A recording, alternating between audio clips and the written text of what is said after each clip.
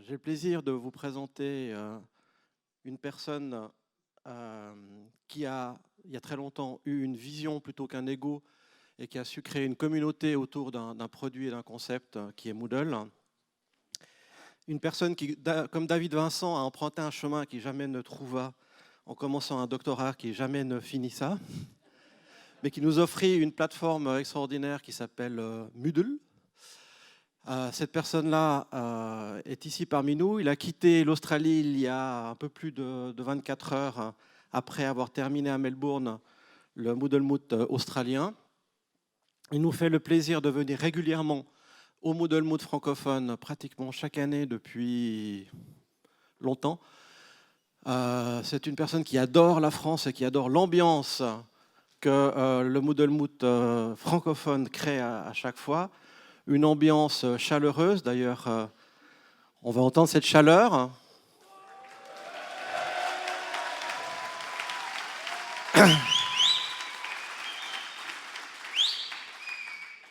Merci beaucoup, merci beaucoup. Je vous demande d'accueillir sous vos applaudissements le docteur honoris causa, Martin DOUGIAMAS.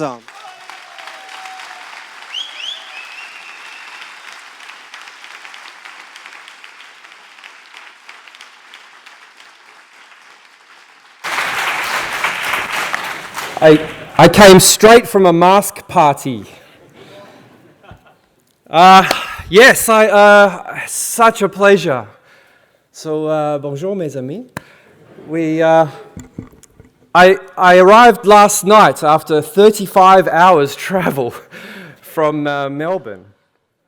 But I'm feeling okay. I'm feeling good. I have the energy. So we're going to have a good day. That's where I came from, and I'm going to skip forward a bit. I came straight from the Australian MoodleMoot, and we had it in a sports stadium. Have you heard of the Melbourne Cricket Ground, the MCG? In Australia they call it the Sistine Chapel of sports. But I want to show you something that we did, which I thought was pretty cool. We had all these videos up on the big grandstand and things like that. That's down there. You can see there's lights on the grass because it's winter, so they're keeping the grass growing. But yeah, we have all the sponsors, and we had all the Moodlers, you know, with the soccer, the football poses and all of that stuff. Pretty cool.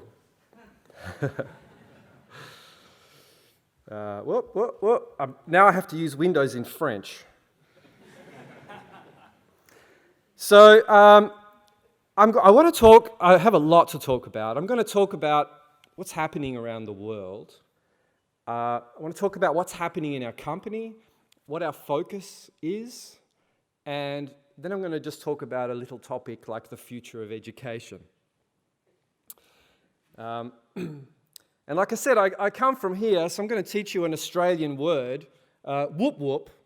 Whoop whoop means anywhere that is very far away. And you don't know where it is exactly, but it's far away. So I know a lot of you know I come from the middle of Australia.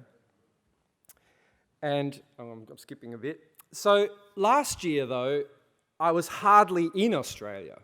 I've been traveling a lot. Last year I travelled 50% of my time I was on the road. I did 380,000 kilometres. That's like 10 or 12 times around the planet. And you can see the French MoodleMoot in Belgium down there.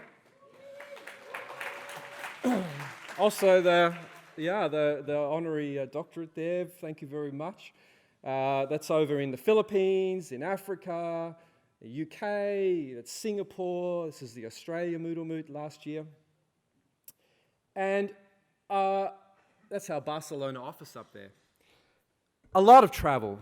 The reason why I can do this travel is because Moodle is a very global thing now, and it's growing. It's growing quite fast. These are the current statistics of registered sites. In the past 2 months, there was 1 million new courses. It's like 8 million new forum posts, 200 million new quiz questions, just on our registration. So this is actually only a small set of the total data. And so Moodle opens, because it's so widely used, there are a lot of doors that I can open. And I've been intentionally going around opening doors. The most recent statistics on Moodle use are about in higher education, about 60% of higher education in the world uses Moodle in some way. You can see Africa is the highest, it's almost 90%. Europe, it's around 60-70%. But in Asia and South America, it's very, very popular. It's only in North America where they have more competition, Blackboard.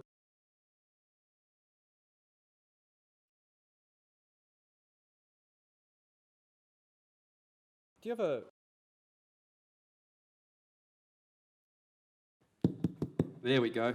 That's good. Now I can walk around a little bit. So yeah, just in North America, mostly the US, there's this competition, and on the English-speaking internet, unfortunately, the US dominates the news. So you hear a lot about these other things, but that's what it really is. So I wanted to just very quickly take you around the world a little bit. See if this works here on this French Windows. How do I get rid of that? Oh, it should be going away. Go away. Oh, there we go. I can't see properly here. There we go. So you can see where I've been. So in Australia, Moodle is still very strong. The MoodleMoot there was quite big. Hundreds of people from all sectors, actually, not just universities, also vocational training, schools, government. The military uses Moodle a lot, actually in a lot of countries. This year, I've been spending a lot of time around Asia. And for example, I can open a door to talk to the education ministry in Cambodia, and I can say to them, hey guys, why don't you run a MoodleMoot? And they go, yeah, good idea. Most technology companies can't do that, right? So in Indonesia has about the same population as the United States, nearly. It's 280 million people. The whole country, though, is only just accepting online learning as a viable way of learning. There's a lot of training happening in that country, a lot of upskilling. When I was in China recently, two things I want to tell you. One, China is very advanced. It feels like I was in the future. You go into these cities, they have so many cities. They're brand new. The cities are new. Shining future science fiction cities. And you stand in the streets and there are little motorbikes everywhere, little small vehicles, right? Tiny vehicles and motorbikes. It's silent because they're all electric. Like they banned petrol-powered motorcycles. And so it's totally quiet and it feels very strange.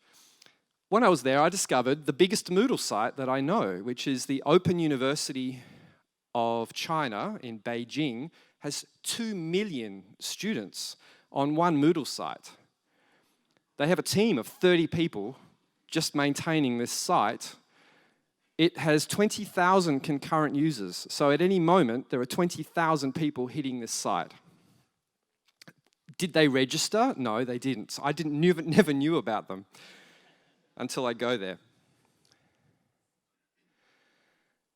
India is very interesting. We have Moodle conferences in India, but no teachers can go to them because they have to travel across the country. It's such a big country, and they don't have any funds to do so. They're not given money to travel very often. So at the MoodleMoots, it's all Moodle developers who go, and people doing consulting and businesses and things, which is a shame. So next year, we aren't going to have a MoodleMoot. We're going to have a Moodle roadshow, like a tour. I'm going to get t-shirts printed, and we're going to go from city to city, having one-day events and go around the country. I've always wanted to be a rock star. Africa, I was in Rwanda last year, and I have to say, in Rwanda, what I learned was that in the West, we often talk about these areas as developing, as needing our help. You know, we're going to bring them up to our standards. You know, the wonderful things we are doing with Brexit and America. In fact, they need to teach us. We need to learn from these areas.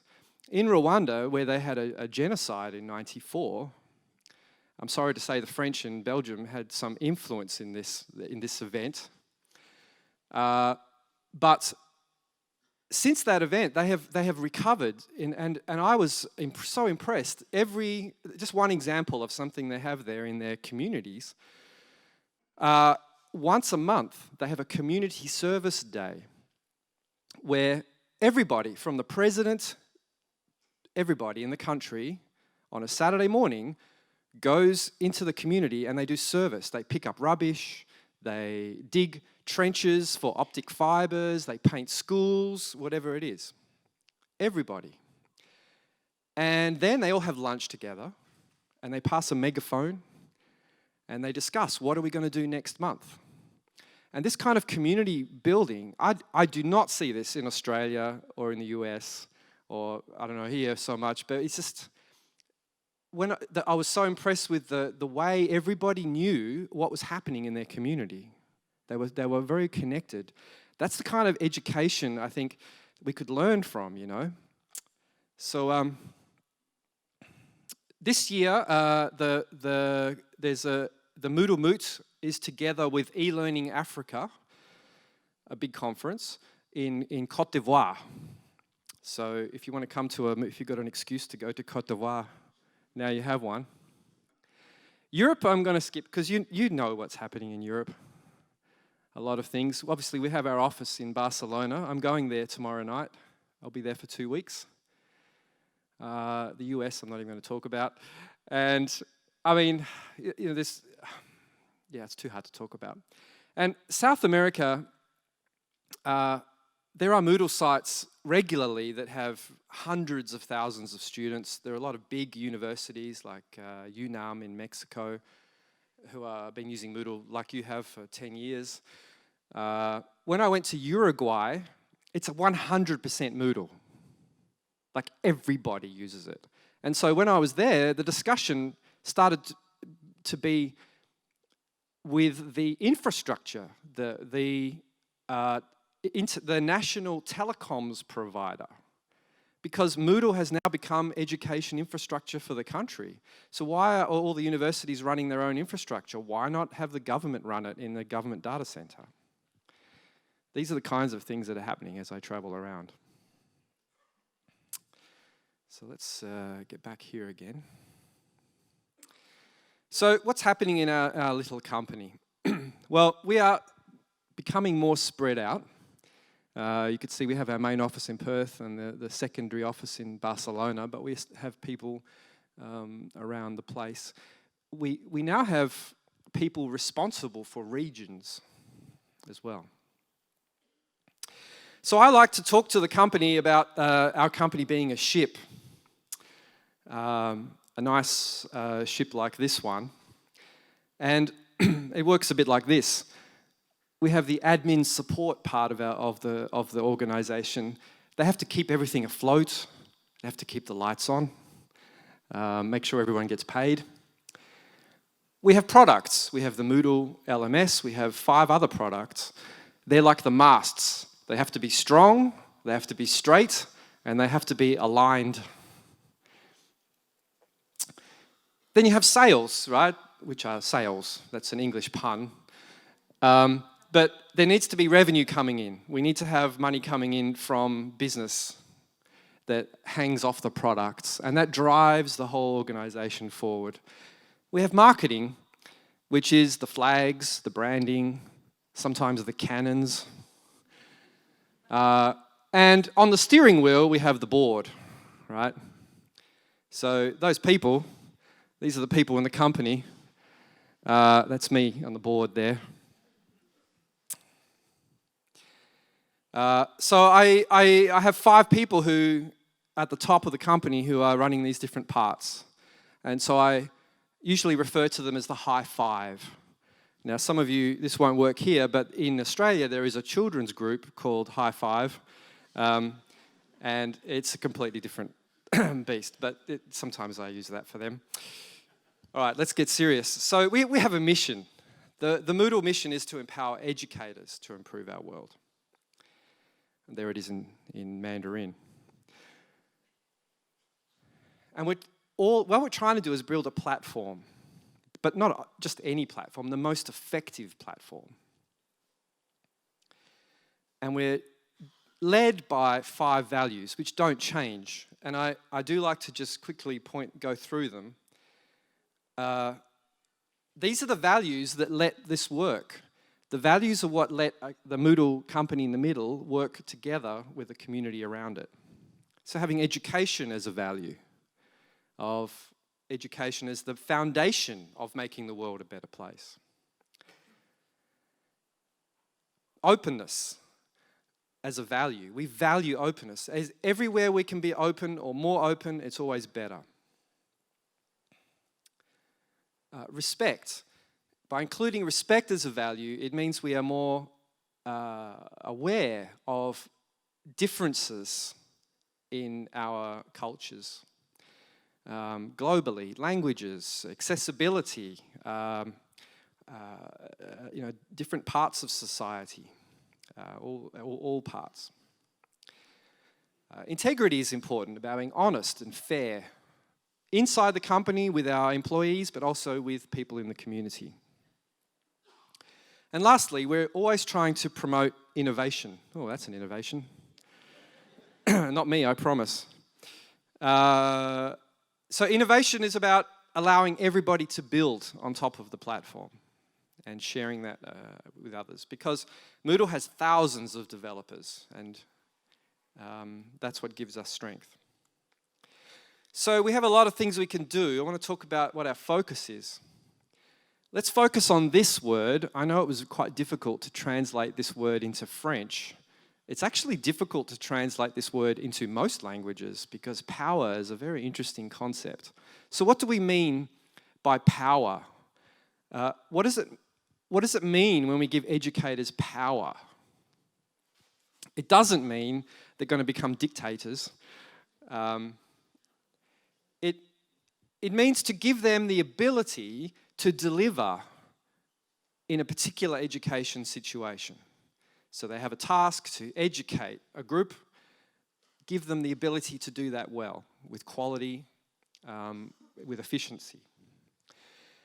And to do that, they need 3 things. They need tools, they need resources, and skills. When I say tools, obviously things like Moodle or hardware or a room and chairs. Resources, I mean more time. You need time. You need also the support from the administration for what you're doing. You need people around you who are helping you, graphic designers or instructional designers or engineers. You also need skills. As a teacher, you need to bring all this together. You need the skills to be able to deliver your promise to the people you're trying to educate. So these are the 9 big initiatives, or is it 10? It's 9. The 9 big initiatives that we have and that we're focusing on, and I want to just briefly go through them just to explain what's a bit new and what's going on. So the Moodle we usually talk about is the Moodle LMS. We're starting to call it Moodle LMS, to be clear, because there's a lot of things here that are all Moodle, right? So the Moodle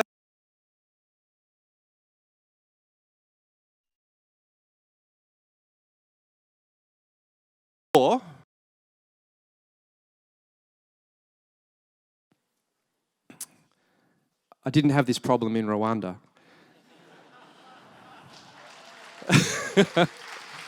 Sorry. I say that with love. In Moodle Core is the software that we release every 6 months. But the Moodle LMS is that plus plugins. Just because you add plugins or make changes to Moodle doesn't mean it's not Moodle LMS. It still is Moodle LMS, yeah? The plugins, the available plugins now in the world are more. There's more code there than in Moodle Core. So they're a very significant part. So I haven't got a lot of time, so I'm not going to go very deeply into all the release features. You can look them up and you probably know them, and there may be even other presentations about Moodle's features. But I did want to point out one change that happened last year, which is that some of you may know, every release I used to have a photograph of my children on it, which was a little thing that I took from the very beginning. My children were growing up with Moodle, and I used to always say Moodle was my third child. My children started at 0. My daughter is turning 18 this year. So I figure you don't want to keep seeing my children as they become adults. And also, it's not about me anymore. So I had to tell my kids, sorry, you're not going to be on these releases anymore. They were a little disappointed. Instead, though, what I think is better is if we dedicate each release to an important member in the Moodle community. And the first one was this guy, Tom Murdoch, who I've known for 16, 17 years. And unfortunately, he died of a heart attack at a MoodleMoot last year, at the US MoodleMoot. His family weren't there. We were away from where he lives. And so the Moodle team, we were his family in the hospitals. It took a couple of days. It was a terrible time. But he was a huge contributor. He was a teacher, an English teacher, just teaching literature. And he started the Moodle Rooms company, which became a big Moodle service provider, a big Moodle partner, got sold to Blackboard eventually, not his fault. And he had a lot of influence in the world. So we dedicated that to him, and that's why. So that's what Moodle 3.6 can look like. We did work on dashboards, on group messaging, all sorts of stuff, voice recordings, quiz questions, some things in the courses, course management. You can now freeze things, you can lock things, and so on. That was late last year. In May, we released Moodle Core 3.7. This is actually how Moodle used to look. That's the old theme. But now we've re-implemented that using the new technology. So if you still want to use the old way of looking Moodle, you can now do it and use Bootstrap, which means we have more consistency across all Moodle sites. It means we can start doing better things in the content. We can have more advanced, we can use Bootstrap in the content, and it will work everywhere.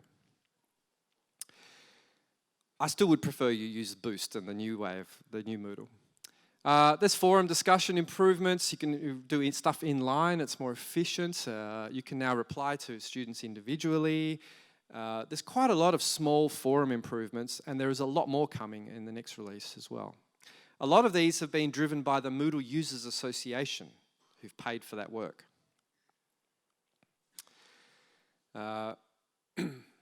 There's more improvements around messaging, the interface, it's still improving, and so on and so on. I'm going to go fast because I have a lot I want to talk about. Analytics, we have inside Moodle Analytics, you can now create models and share models. We are still looking for more people to join this project, to start using it and help drive the analytics project forward by building models, by working with our team. So if you're interested, come and find me, and I'll help you get into it. Moodle.org/analytics. Custom field types, courses can have durations, and so on. And we dedicated this release to the Open University in the UK. The Open University has had a huge impact on Moodle over the years. They've been using Moodle for 12 years. They paid for many chunks of functionality, for example, roles and permissions. That was Open University that paid for that they also maintain the quiz and many other things. Moodle Core 3.8, I was going to have a slide in here because we've been working on a few things. I don't have the slide. I'm going to tell you. We are working on 3 or 4 big things. However, the approach for 3.8 and 3.9 is not about new features. Probably 80% of the work is going to be on fixing little things, fixing the annoying bugs. So we're going through all the core modules, fixing the annoying things in assignment, database, glossary. Those are some I know about, but probably most of them they're going to go through. The grade book. However, there will be one big feature landing in 3.8, which will be a proper integration of H5P. So that's the headline. Yeah? Who here uses H5P? Can I have some hands? Wow, like at least 50% of you. The problem with H5P now is it doesn't integrate very well. It's not very accessible. It doesn't work so well on mobile. It doesn't work well with the gradebook. It can be confusing to teachers and to students, the way it works. So we're trying to integrate it properly. We're working with the H5P team. And right now they're doing a big discovery process and analysis of the whole thing. But that's the #1 project. There's a couple of other things being examined. Another big project is relative dates.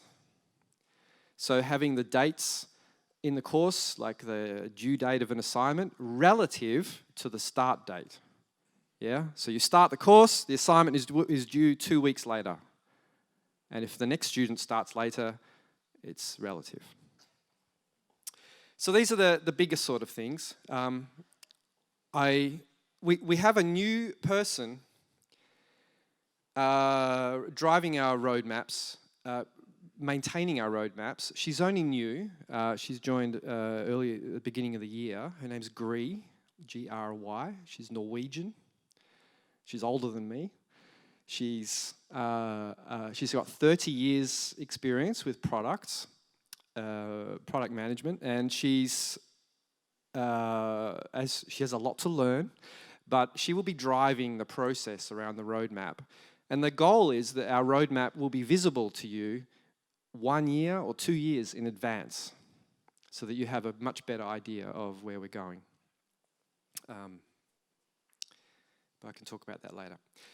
Moodle.org, I mean, our community is driving our roadmap. It's just how we take all the input from the community and turn it into work. We also have over 1,600 plugins now in the plugins database. A lot of features out there. All right, let me go a bit more quickly. Moodle Workplace. Has anybody not heard of Moodle Workplace? Anyone never heard of it before? This is new. 1, 2, okay, about 10 of you. Don't be shy, 10 people. 2 hands over there. So Moodle Workplace is Moodle Core, and it's still compatible with all Moodle plugins. It's still Moodle LMS, but it has additional plugins for Workplace, for learning mostly inside companies or company corporate training, this side of things. A lot of those features are actually probably useful for university as well, and that's why over time we plan to have some of those features coming down into Moodle Core. We'll be releasing them progressively. Why are we doing this? I know a lot of you are from universities. Actually, who here is not from a university? Can I have some hands? Not at a university. Oh, okay, lights. Oh, that's better. Thank you. Wow, really? Okay, let's dig it. How many, leave the lights, please. How many are at schools? How many are secondary, primary schools? Oh, that's great. We have probably 10 to 15%. How many are at like corporate learning? You are in corporate learning or some sort of business training side of things. Okay, about 10 people. How many independent companies, developers, support stuff? 1, 2, not so many. There's still some missing people. I'm not sure what you're doing. You're just here for the community. Well, a lot of the activity around Moodle is in this space. But we never had anything specifically for this sector. Most of the developments are driven by higher education, but then it gets used in these other sectors. And there's a gap in functionality, which usually Moodle partners will create plugins to fill the gap. Or there is a version of Moodle called Totara. I now know this is the correct pronunciation because I was with the Totara folks 2 days ago. Totara. But I normally say Totara or Totara. So that's a Moodle plus stuff to make it suitable. But we wanted to have something that was part of our partner group. And so we've worked together with Moodle partners over the last year and a half to build functionality that was in common functionality for this sector. There's nothing here that's very futuristic. What we're doing is catching up with the things that companies are asking for. They want multi-tenancy, which means one Moodle site can look like many Moodle sites. They want organization hierarchy with managers and teams. They want certifications. They want a report builder so you can build lots of reports easily. They want programs. A program is a student must do this course, and then they must do this course, and then they have to choose one of these 3, and then they have to choose 2 from this 4, and then they have to do these 3 courses. And that could be a program, yeah? Dynamic rules, so you can have bits of Moodle influencing other bits of Moodle. Or maybe you have a group that's based on a field in the user. So I won't play the video because I'm a bit worried about time here. Oh yes, I'll play it a little bit. Let's see. So there's a whole team at Moodle who've been working on this together with a large group of partners, something like 20 partners. And it will help people who need Moodle to use Moodle this way. It helps our partners to have something standard to use. And it will help Moodle Core 2 ways. One, some of those features will come into Moodle Core over time, as I said. And secondly, the revenue that we generate through partners helps pay developers to work on Moodle Core. Because that's the goal. Our goal is to make Moodle Core. That's the primary mission. This is something that we can use to increase the sustainability of our project.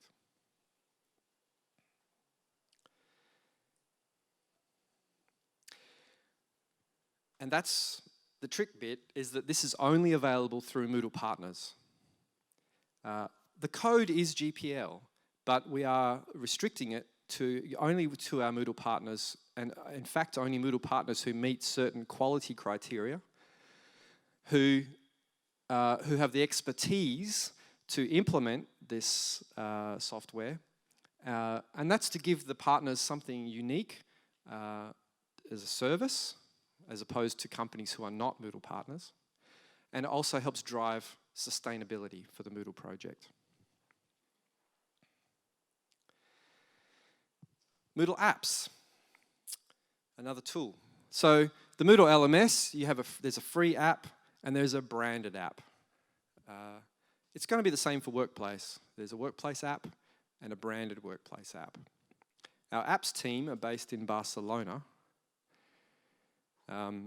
They also make desktop apps. So this is a version of the app that runs on Windows and Macs.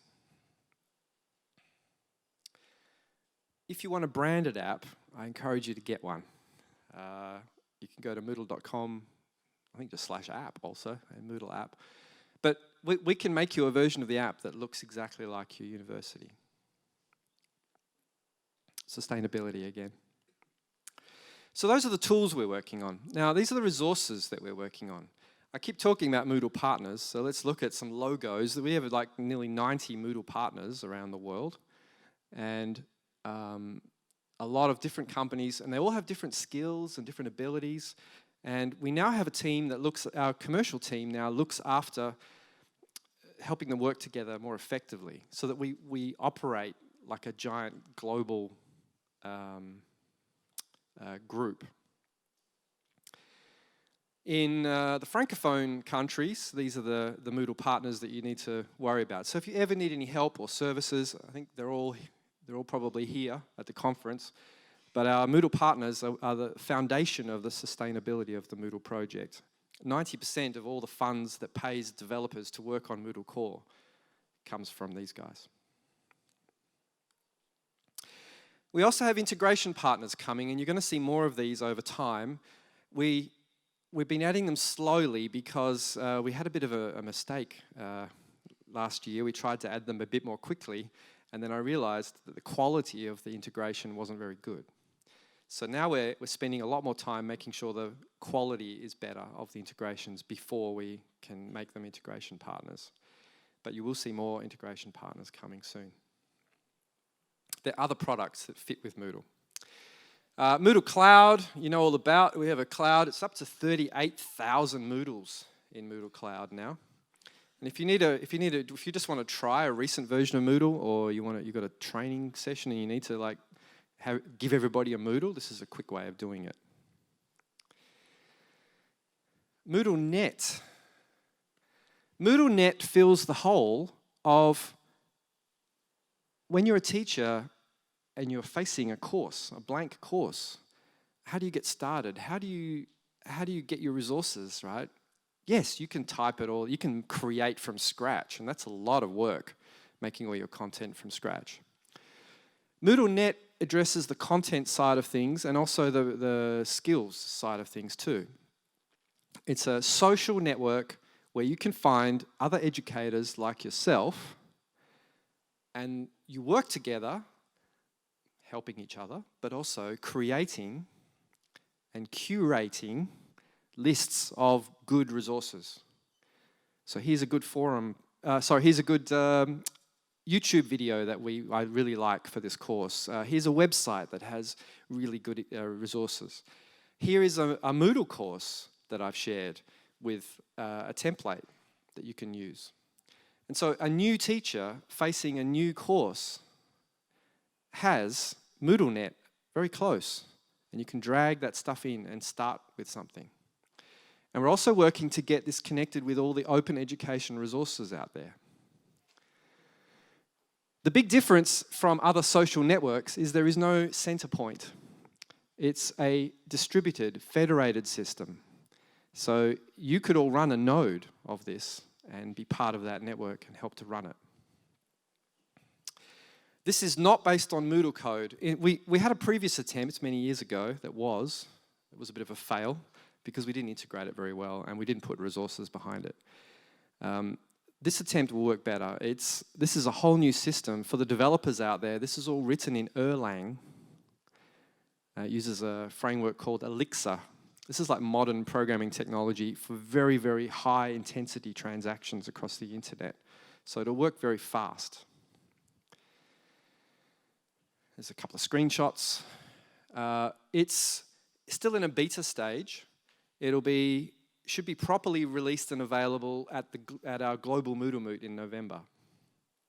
That's the goal. Also designed for mobile. The other way we're looking at resources is by working with these people. So we have projects with each of these currently running. When I was in Africa last year, I got approached by a little auntie, a little older lady, like about this high, Indian lady, and she comes up and goes, "Oh, I'm your biggest fan." And I said, "Hello. Who are you?" And she says, "I run the e-learning division at the World Bank." And I said, "Wow." So the World Bank have been using Moodle for 10 years. Every time they do a development project where they loan money to a country, they want to get their money back because that's how the World Bank works, right? But they put in all the work to make sure the project is a success, that it becomes sustainable, that it's able to pay back. They don't always have the loan, but usually loans. And so to make the project a real success, there's a lot of education. And every time they implement a Moodle site and they educate all the participants. The project would save the children. That's in Bangladesh.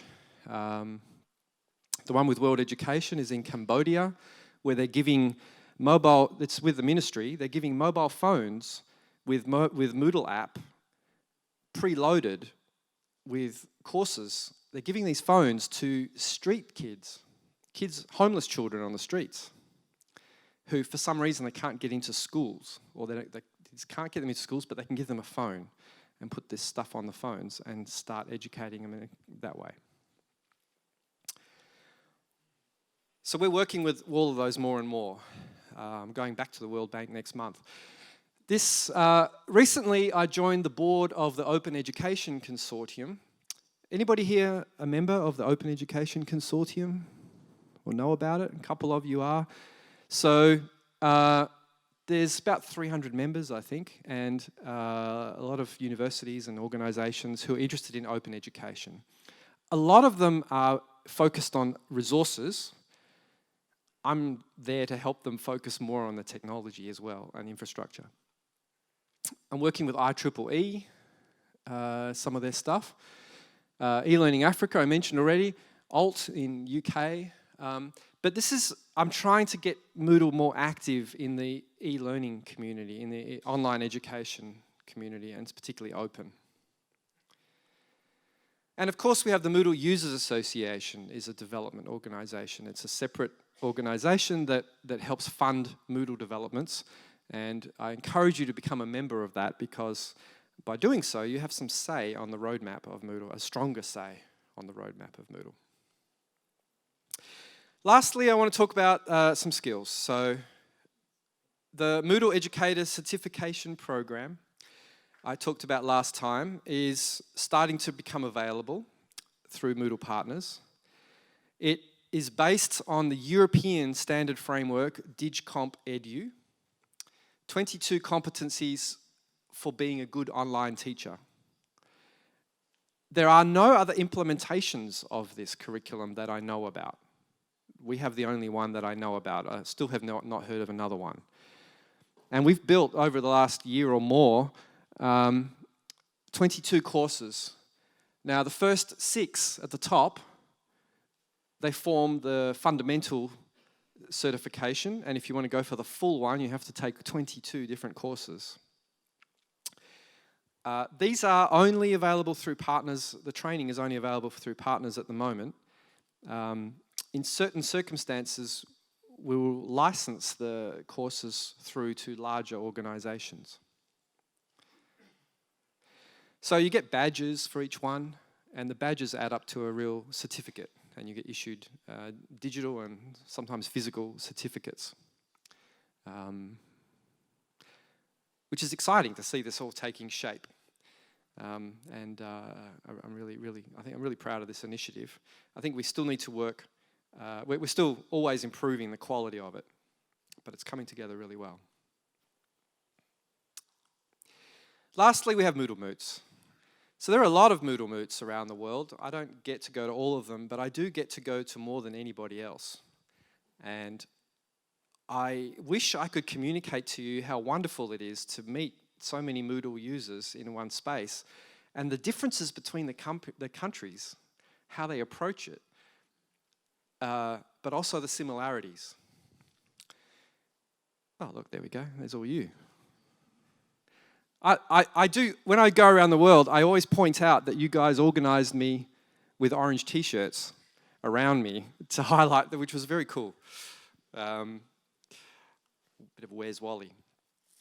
For the first time, we're having a global MoodleMoot in November in Barcelona. 3 days. It actually replaces the old Spanish MoodleMoot, but we're making it global. And it means it'll be in English and Spanish, translated. More languages later as we can. I think French might be the obvious next one we add. This conference is something, the way I want it to work is I want every conference to build into their budget a ticket to send somebody to this conference.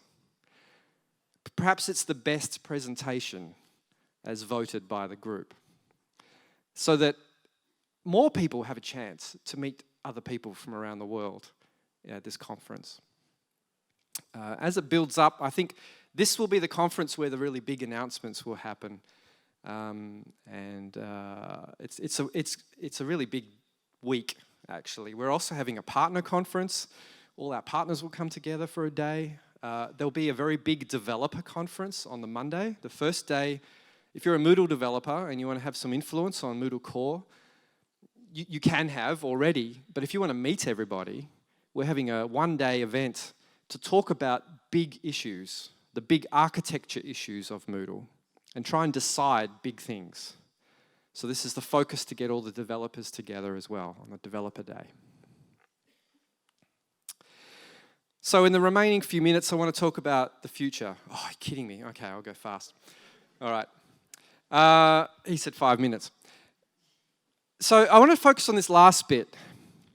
This is critical, right? Improving our world. We're not doing education just for fun. We're not well, it should be fun, but not only. We're not doing it to make money, I hope. We're doing it to improve our world. And what does that mean? Yeah, we have big problems, right? That's the first item on the agenda. We need a planet. Inequality is going crazy right now. Everywhere in the world, except Japan for some reason, inequality is increasing. And that's why you have, not why, but like you have yellow jackets here in France, and there's so many problems around the world being caused by basically inequality. And most civilizations in the past collapsed because of inequality. At the end of a civilization, so the Romans, the Egyptians, there was huge inequality at the end, and it ends in some sort of revolution. Maybe we're due for a revolution. Pollution, etc., etc. So these are the Sustainable Development Goals from the UN that talk about those issues, but also many more. This is the global agenda, right? This is the urgent thing, that education, just being one of them, is also, in fact, underneath all of them. Because you can't solve any of these without education. It's like the World Bank. So we need long-term thinking here. I showed this last year, but it's just as true. We need generations of people who are like that, who think about the planet while, having a nationality. But when you look at the globe, when I fly and I look down, I don't see borders. I don't see people's skin colors. You just see this, right? And we're all sharing. And you've got to be aware of multicultural. It's wonderful that we have differences. We should celebrate our differences. We need to be environmentalists. We need to be focused, all of us, on the environment around us, because it's literally for our survival. We need to care. We need to be not all focused on money and things. We need to actually care about people, about things around us, be loving people. And we need to be citizens. We need to own 2 feet on the ground that we share, that if we see problems, it's my action. I need to take part. So unfortunately, governments are not very good leaders like that, right? Governments are focused on 3-year cycles, on elections, on current political issues that are often not addressing that lower stuff. The big businesses of the world are causing the problems now. They're not helping these problems. You don't see Facebook saying that, right? NGOs are trying hard, but they're not connected very well, I've noticed. I was in Berlin. I was in a room with 12 NGOs, all implementing courses to teach SDGs, almost the same. independently, and they didn't know about each other. And a lot of them were all part of the UN. And they're just bad communication, right? And standards are very important. I love standards, but we don't really have standards at this level I'm talking about. We have low-level standards, like HDMI, which didn't work today. But it's we need standards at a level of education, some education standards. We need all of these things working together for the common good here. My belief is that the best thing we can do is to focus on getting those SDGs and soft skills, by which I mean critical thinking, communication, all of those skills, into every curriculum. Every curriculum. School, universities, companies, everywhere. And the way you do that is through a global open infrastructure. Moodle didn't get into 60% of universities because I went through some political way. It got there because we made it open and it just spread like a virus. So that's how we have to do things. That's how we get things around the planet with speed. So open education, I'm ignoring you now. Open education, open technology, this is the way, right? So when I say open I'm only going to be a few minutes, don't worry, Luigi. Open technology means you can customize it, you can localize it, you can choose a service provider, you're not tied, right? It won't disappear if a company disappears. And it should be setting standards. Most of the internet is like that now. You think Google invented Linux? No. Linux is open source. All of Google's stuff runs on Linux and Unix. All these phones underneath are running on open source. That's actually how things are working. But we're not doing it quite to the extent we could be in education yet. So this is my question, my provocation, is how can we build open education infrastructure for the next 100 years? Now I say 100 because I'm trying to break us out of the thinking of a 3-year grant, a 3-year election cycle, a 1-year plan. Like we have to think big. What is the big plan? I wonder if this will work. Have we got sound? Let's see. Can you turn up the sound? Is it working? Don't think it is. That's a shame. Anyway, I have some music here. I made some music for this. So this is Open EdTech Global. That's a website, openedtech.global. I've started this, but it's not a Moodle thing.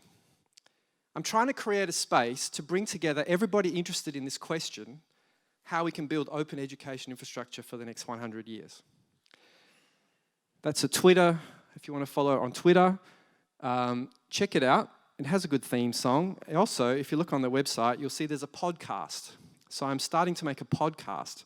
On my trips, I'm collecting interviews and things that I'm picking up, and because I meet a lot of interesting people, and I'm getting them out there on a podcast.